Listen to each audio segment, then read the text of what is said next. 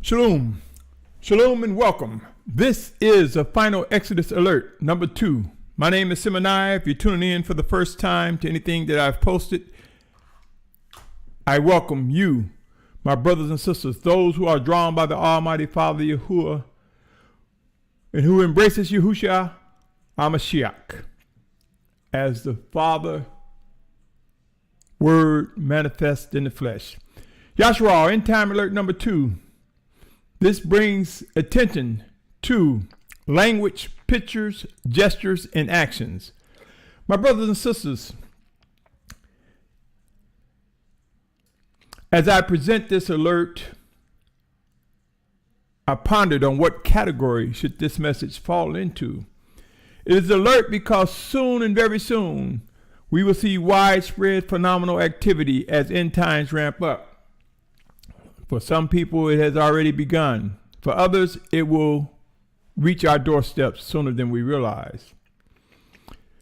My brothers and sisters, I have mentioned in times past that a multitude will be gathered from the four corners of the earth, a large number, that I believe will also represent a remnant.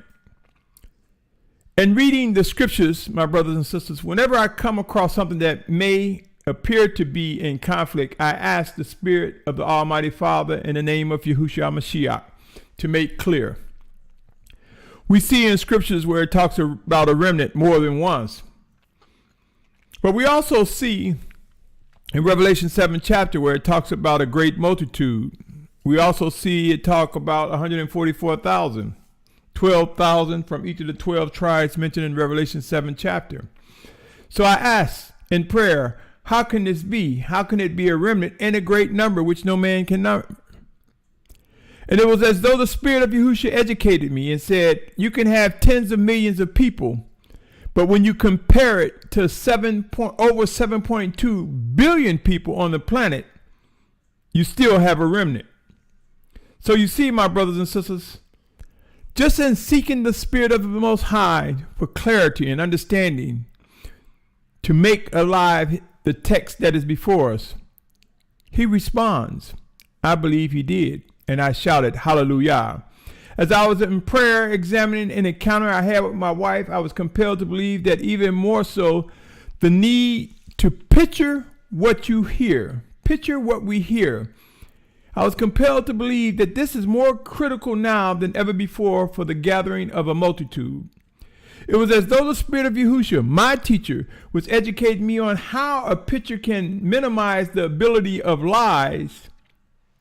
It can reduce one's ability to deceive if we lean on him and examine the picture.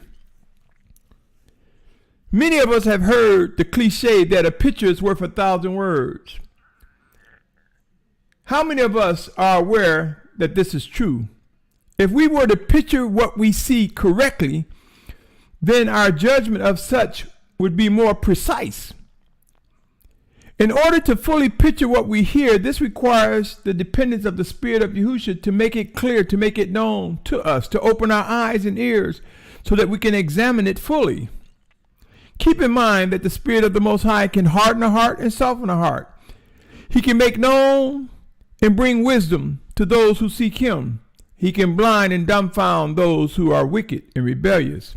You see, my brothers and sisters, there are no 100% guarantees that pictures, gestures, our language, our actions, there's no 100% guarantee that we can navigate in our communications correctly without the Spirit of the Most High. We think we can. Many of us have grown to think we can do what we want. We have free will to do what we want. We think we're stronger than what we are. And I say to you, O Yasharal, there are two forces fighting. One of the Almighty Father Yahuah, the other of the wicked one, Satan, or some will say Hashatan. Keep in mind, my brothers and sisters, pictures and gestures are actually the most simplest and basic form of communication. It's the most basic and purest of languages. And it can be used to define our actions or prepare us for the actions that we will demonstrate in the coming of days. It is written, my brothers and sisters, in order for a plant to come to life, a seed must die. And if you examine the scriptures, we'll see that it talks about a seed, and it talks about a time where the wheat and tares will grow together and be separated at an appointed time.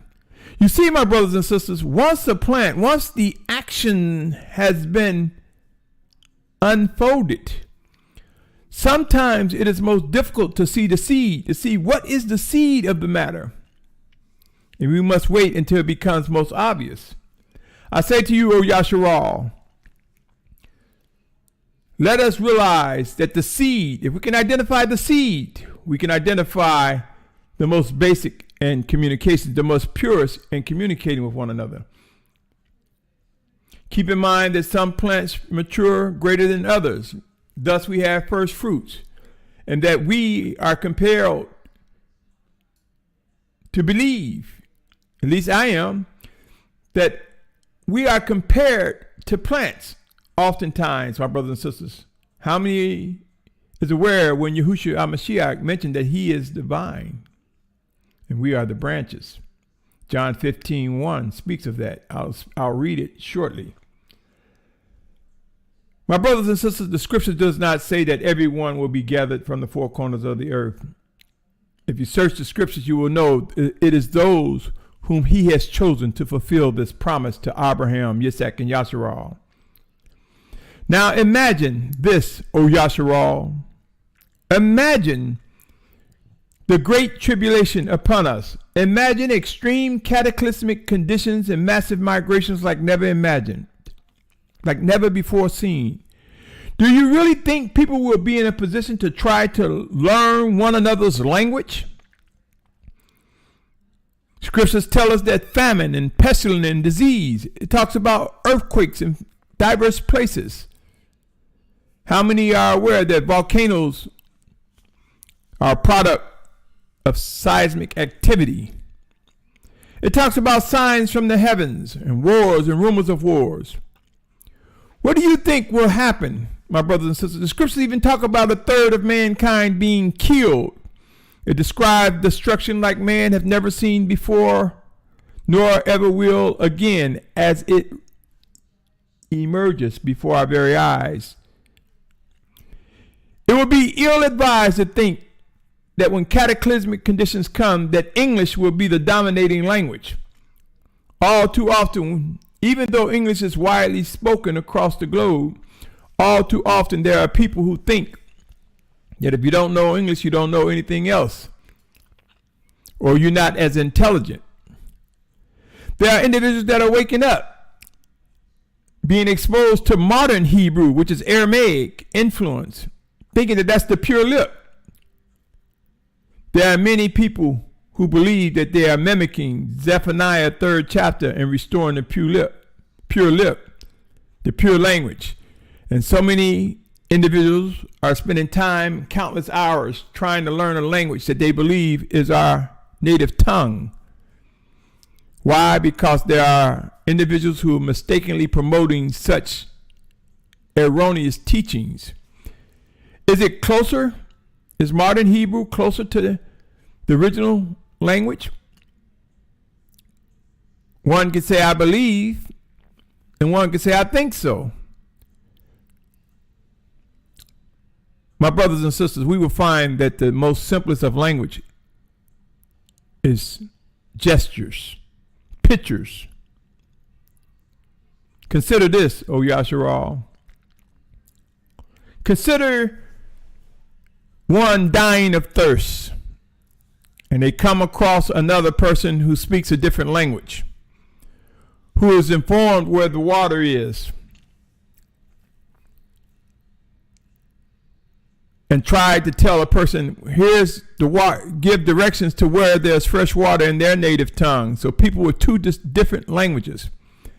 But then consider another come, and he draw a picture of a glass or a vessel, a container. And he draws what mimics or looks like water. and he points in a direction with gestures. Who do you think will satisfy the thirst of one dying in need of water? The one showing pictures and gestures, or the one speaking a total different language, trying to explain to him that he's trying to help him or her? You see, my brothers and sisters, the most simplest of communications, the most purest of language we will find is in pictures and symbols, signs and gestures. Yashar'al, oh Yasharal. Many of us within the borders of the United States have grown accustomed to grouping different people into singular categories such as Asians, Hispanics, Africans, Germans, etc. End times will prove that there are many, many different languages. Languages have evolved. Why? One of the things that have occurred, my brothers and sisters, is that the enemy has dressed up the simplest form of communication, the purest of languages. The enemy has dressed it up, made it seem pretty, made us seem eloquent. We have been conditioned to believe that if a person speaks correctly, that person is more intelligent. If a person can speak eloquently and use big words, that makes them more intelligent. We have been conditioned to think in vanity and wealth and vanity, that this means someone is successful and highly favored by the Most High. My brothers and sisters, it was as though the Spirit of Yahusha revealed to me the purest of language is in pictures, symbols, gestures. As end times ramp up, as we see a great multitude of people from all around the world coming together, drawn by the Almighty Father, the need for food and water will be prevalent. The need for safety and shelter will be prevalent. The need to communicate to one another of different languages will be critical. And I am compelled to believe that the Almighty Father wants us to begin to prepare our minds to look beyond the dialects, look beyond all the different types of languages that we have been so accustomed to hearing in or identifying, to move to the simplest and the most basic of communicating. And let it begin with communicating to someone where there is water, where there is food, where there is safety. For end times will prove that these will be some of the most critical and coveted things in our lives. Look around, O Yashar'al. Things are not as they seem to be. The things we pursue are not all correct. The time is now to realize we must prepare our minds, body, and spirit. And I believe that the Spirit of Yahusha is saying to us, understand this, O Yashar'al. The quicker we can explain to someone where there is water, food, safety, or shelter will prove to be most valuable as destruction and deaths increase. As end times ramp up, O Yashar'al, let us look at the scriptures and see the life in them, discern the realities in what is unfolding before us, O Yashar'al. Imagine, O Yashar'al, cataclysmic conditions. There will not be time for debates or conferences or convening judgment or courts or having a conference to decide what language means what and what word means what. I assure you, as things ramp up, people will begin to move swiftly and gather swiftly. Many will gather because we are drawn by the Almighty Father. And many will gather to those who they believe will provide the safety, the education, the leadership that is required in these final hours. There will be no doubt that man is moving towards the final days before the physical return of Yahusha Mashiach. My brothers and sisters, these words, this message will prove to equip those who are drawn with the reality that it is necessary to begin to ponder, pray on when we begin to encounter people of different languages. Let us draw pictures. Let us move towards gestures. Let us move towards conveying actions of set apartness. For trying to learn a different man's language will consume time and bring about frustration. My brothers and sisters, man has always sought after vanity. And make no mistake, language has become something of vanity. The art of language is also known as rhetoric. Man has always seek to try to make a name for himself. Make no mistake, each of us will face times where we will witness language barriers. But for you who are drawn by the Almighty Father Yahuah, who take heed to this message, for I believe there will be others who will confirm in or present similar messages about gestures, about pictures, about symbols. Whether you realize it or not, the original written language in Hebrew was pictures and symbols. But man has dressed it up. Man wants to make a name for himself. Pray, O Yashar'al. Pray to discern whether there's life in these words. And let us know that we cannot figure it all out by ourselves. But we can discern. We can believe. We can come to know and hear the voice of the Spirit of Yahusha. I mentioned I would read John 15th chapter regarding the true vine. Let me take that moment to read it right now. John 15, 1 through 9 reads, I am the true vine, and my Father is the gardener. Every branch in me that bears no fruit, he takes away, and every branch that bears fruit, he prunes so that it bears more fruit. You are already clean because of the word which I have spoken to you. Stay in me, and I stay in you, as the branch is unable to bear fruit of itself unless it stays in the vine, so neither you unless you stay in me. I am the vine, you are the branches. He who stays in me and I in him, he bears much fruit, because without me you are able to do nothing. If anyone does not stay in me, he is thrown away as a branch and dries up. And they gather them and throw them into the fire, and they are burned. If you stay in me and my words stay in you, you shall ask whatever you wish, and it shall be done for you. In this my Father is esteemed, that you bear much fruit, and you shall be my taught ones. As the Father has loved me, I have also loved you. Stay in my love. My brothers and sisters, we have been conditioned and programmed and raised to believe that we are not, that we are someone that we are not. In other words, we believe we in control of these earthen vessels. We believe we have 100% independence to do whatever we want. I say to you, there's a force out there. There are two forces out there stronger than us. Satan and the Almighty Father. And there's one who is the Almighty One. The Almighty Father, the Almighty One. And it is as though we are seeing in these last days that these two forces have armies. They have nations under them. There are wicked nations and set apart nations. It is as though we're seeing the fulfillment of what was said regarding two nations being born to Yitzhak, where we see Yaakov and Esau, twins born fighting, twins at enmity between one another.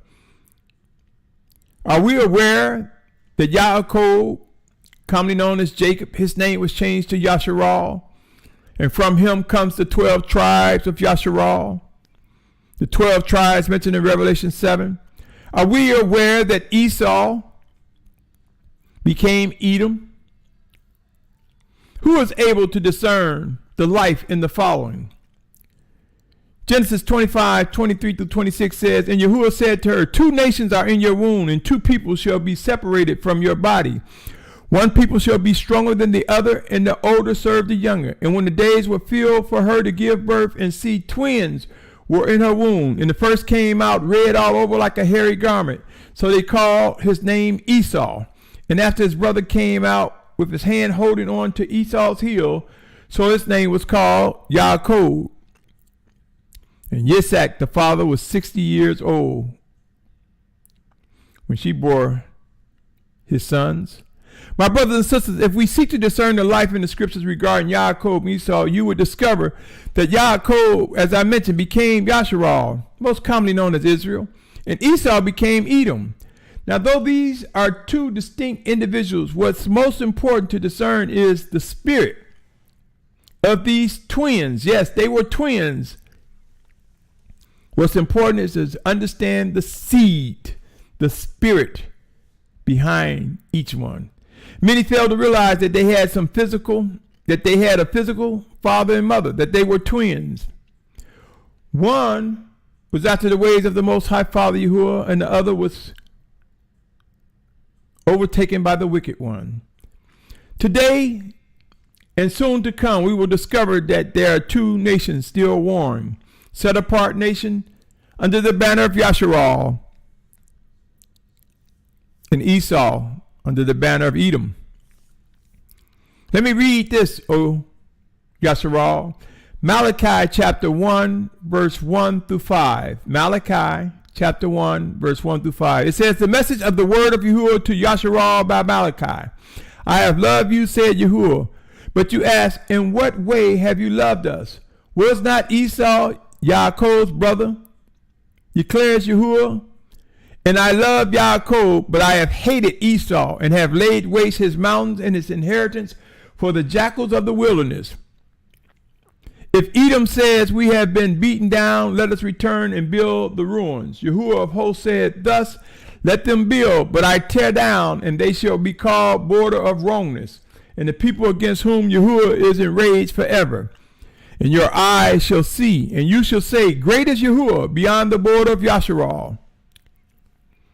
Now let me present to you, O Yasharal, Genesis 35:10 and 36:1. 35:10 saying, Elohim, the Almighty One, said to him, your name is Yaakov. Your name is no longer called Yaakov, but Yasharal is your name. So he called his name Yasharal. This is the Almighty Father calling Yaakov Yasharal, commonly known as Israel. Genesis 36:1 says, and this is the genealogy of Esau, who is Edom. My brothers and sisters, as end times get immensely intense with conditions becoming widespread, we will see in these last days that the bottom line is two nations warring against one another. We will see that beyond all the different nationalities and all the varying in different languages, we will see it will boil down to a war against set apartness versus wickedness.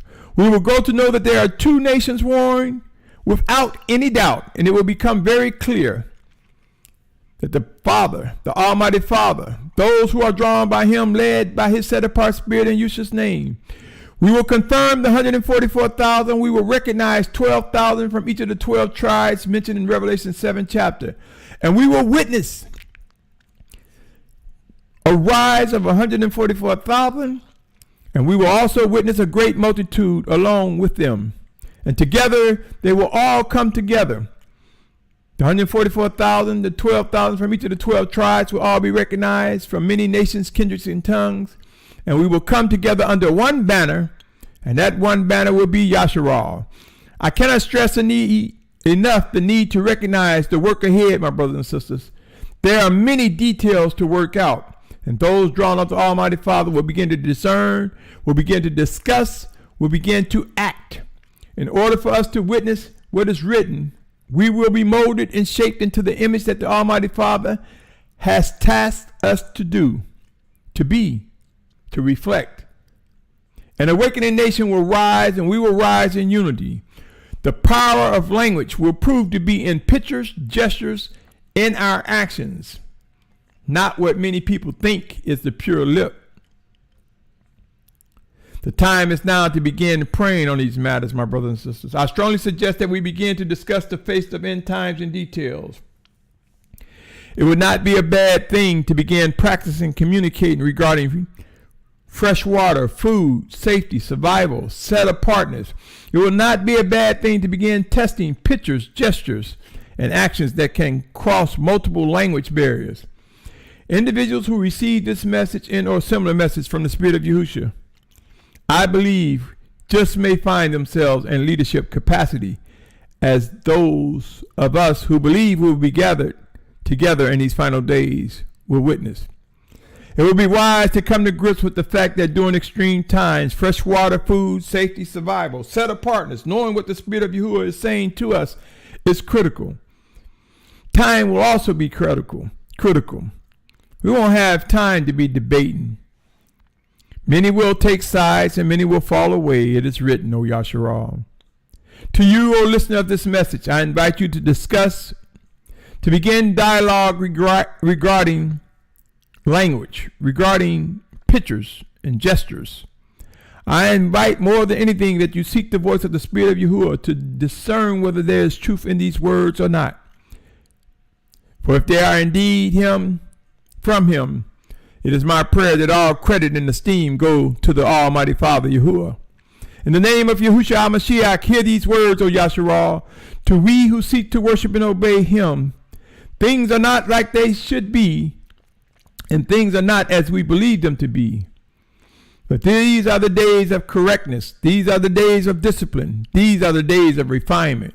These are the days of an awakening, set-apart nation that will form, that will come into formation under the banner of Yasharal as the children of the Almighty Father Yahuah, led by his set-apart Spirit, sent in Yahusha's name to guide, to teach us, to comfort us, to free us from the strongholds of wickedness.